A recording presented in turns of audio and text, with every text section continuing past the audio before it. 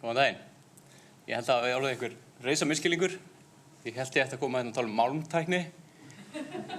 Þannig að þegar ég gekk hérna inn áðan þá aðeins breytti ég glærunum. En ég ætla bara að hoppa hérna aðeins yfir þetta, má ég sjá. Prófum þetta. Máltækni, þetta nú svipað. Ég heiti Elvar og ég framkvæmdastjóri hjá hugbúnaðarfyrirtækinu Reon. Og eins og stendur þarna þá ég ekki málmtæknifræðingur. Ég heldur ekki máltæknifræðingur en ég áhugamaður máltækni. Ég búinn að vera að forrita sjálfur í svona 16-17 ár og hef alltaf gaman að því að kynna með nýja tækni og máltæknin náttúrulega ný tækni sem spennandi. Eins og segir, Reon hugbúnaðarfyrirtæki sem sérhæfir sig í að framleiða stafrænar vörur fyrir viðskiptavini. Og mér langaði svona í dag aðeins að taka smá hugleiðingu út frá sjónarmiðum hugbúnaðarframleiðandans og svona aðeins að taka pælingu hvar eru stödd í notkun á máltækninni í dag í viðskiptalífinu og hvernig hún hvað þarf að gerast til þess að hún verði svona almennt notuð í daglegum rekstri hjá fyrirtækjum. Draumurinn þessi samskipti manna og við tölvur í gegnum rita og talamál gamall og það kannast kannski einhverju við þennan karakter, C3PO á íslensku. Hann fæddist árið 1977, það eru rúm 40 ár síðan og hann kunni að tala 6 milljón tungumál, eða kunni að tjá sig á 6 milljónum mála, kunni að taka á móti skilaboðum, vinna úr þeim og framkvæma aðgerðir. Við erum ekki alveg komin þangað þá en við nálgumst. Hægt og rólega. Stendur á VFHR og hefur kannski komið fram áður hinn dag að þá máltækni svolítið vítt hugtak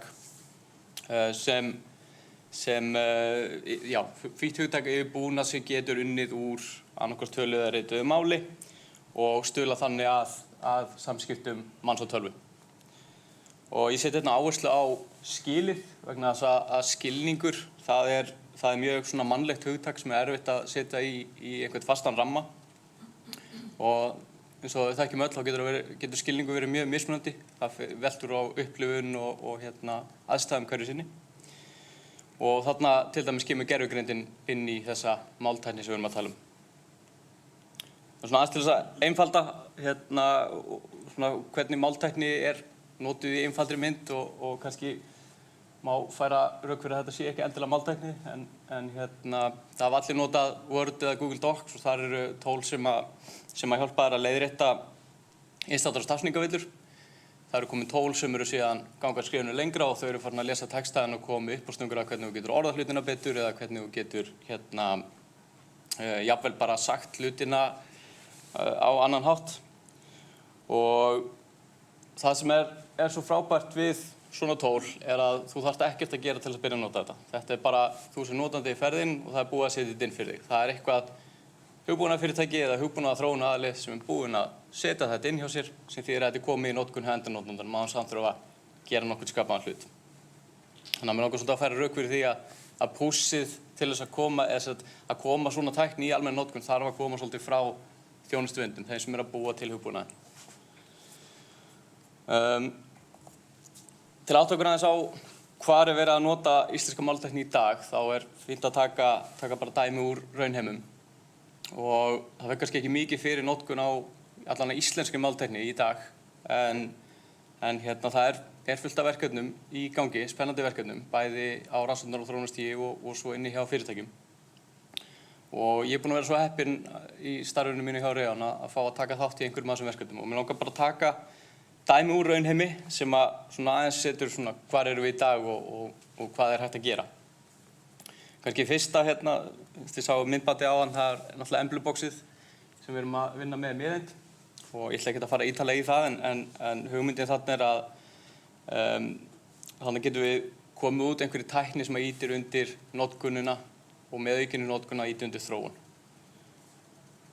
En annað verkefni sem ég langar sérstaklega að taka dæmi og var ótrúlega skemmtilegt verkefni sem við unnum með Verðtryggingafélagi fyrir 2 árum. Byrjum á fyrir 2 árum. Við tókum vinnustofu með Verði þar sem við vorum að hugsa hvernig hvernig við setjum allir að uppfæra tjónatilkynninga upplifun viðskiptavina varðar. Og umræðan í þessari vinnustofu fór til það hvernig upplifir viðskiptavinurinn að koma í útibú til okkar og tilkynna tjón. Þú mætir, sest fyrir fram manneskju, manneskjan skilur hvað þú ert að segja og hún hjálpar þér að koma upplýsingunum á ákveðið form sem að tryggingafélagi getur notað til þess að vinna úr. Og þá kom þessi hugmynd, getum við ekki gert bara það sama í rauninni á vefnum eða í tjónatilkynningarforminni, í sjálfsafgreiðslunni. Getum við gert það sama, getum við látið notanda bara segja okkur hvað gerðist og við sjáum rest. Þannig að það akkurat það sem við reyndum að gera og gerðum og í dag er þetta tjónatilkynningarferillinn hjá Verði. Það sem að notandinn skrifar inn hvað gerðist og við greinum sem sagt hvar tjónið gerðist, hvenær það gerðist, tjónstegundin, finnum trygginguna hjá notandanum sem að passar við viðkomandi tjónstegund og ýmislegt fleira. Við reynum að lesa úr og reynum að skilja hvað notandinn er að segja okkur til þess að koma þið inn á eitthvað format þar sem við getum unnið með það. Til að fara aðeins við highlighta sérstaklega það sem hann þegar ég að skrifa inn, þá hann að leita, hann að reyna að mattsa saman hvers konar tjón geti þetta verið.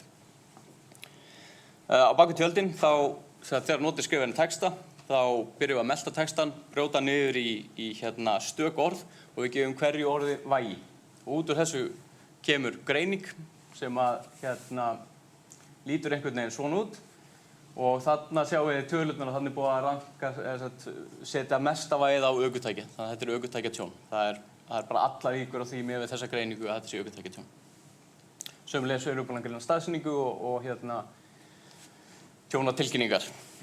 Ef við fyrir aðeins neðar þá byggir þetta á greini sem að miðindið mitt hefur verið að þróa og greinir er tól sem að hjálpa okkur að taka setningar og orð, brjóta niður í stök orð og fá greiningar á hverju einasta orði hvers konar orð það er. Þetta hjálpar okkur að filtera út orðin sem að við viljum ekki nota, þess að við viljum ekki nota algeng orð og við viljum fókusinn þarna er að nota nafnorð, atviksorð og sagnorð.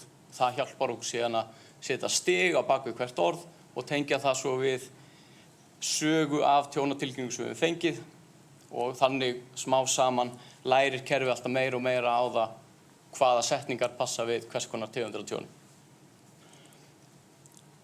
Ef við fyrir ennþá lengur út í þetta, þá á bakvið þetta allt saman svona allflókið ákvörðunartökutré sem að leiðir notandann á mismunandi staði og í mismunandi áttir eftir hvaða FCM er að tilkynna. En ég ætla ekki að fara, þetta er ekki tæknifyrirlestur, þannig ég ætla að stoppa þarna. Þetta er alltaf einfalt, hrikalega einfalt. Það fyrir ekki allir að gera þetta.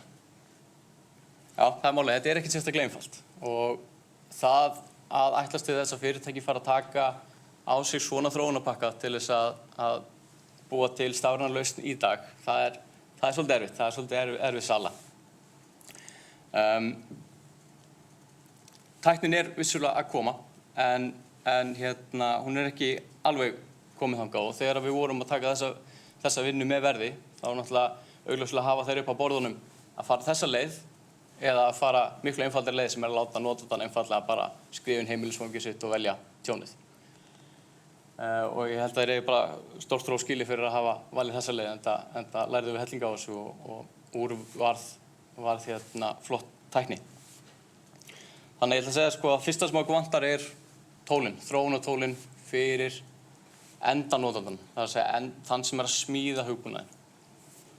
Og til þess að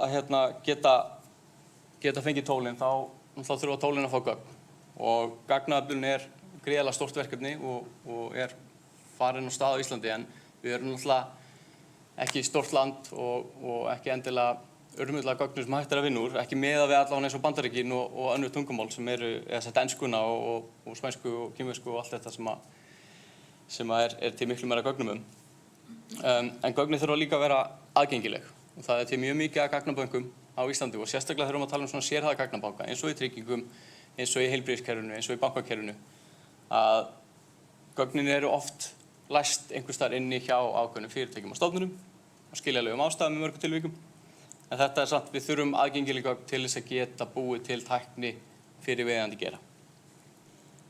Svo náttúrulega þarf að vera til fjármagn og það har náttúrulega verið svolítið skriður á þessu undanfarin ár, máltæknisjóður og fleira, stuðningur frá ríkinu og svo svona frumkvöðlar með sín sem eru til að setja tíma sinn og peninga í að þróa þessi tæki og tól.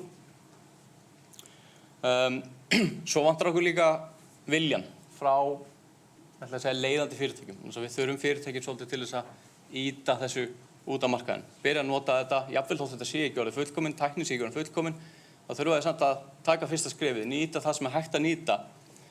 Þannig að ef við gerum það ekki, þá lendum við bara í svona hænan og eggi vandamáli. Það er að segja, fyrirtæki segir að tólin er ekki nógu góð til þess að við viljum nota þetta. Og eggi segir, já, en við þurfum að fá ykkur til að nota þetta til þess að tólin verði nógu góð. Segir sér svolítið sjálft. Þannig að, já, það er svona fyrst mér vera svona stærsta issue í dag er að fá fólk til að nota það sem er til vegna þess að tæknin er í rauninni komið miklu lengra heldur en margir halda. Þannig til að taka þetta saman, hvað þurfum við til? Okkur vantar tólin, okkur vantar gögnin og okkur vantar viljan. Og það er ekki að segja að það sé ekki til neitt af þessu. Það er til eitthvað af öllu. Það er til einhver tól, það er til einhver gögn og það er til einhver vilji.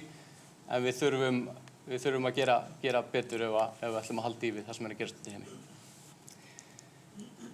Takk fyrir mig.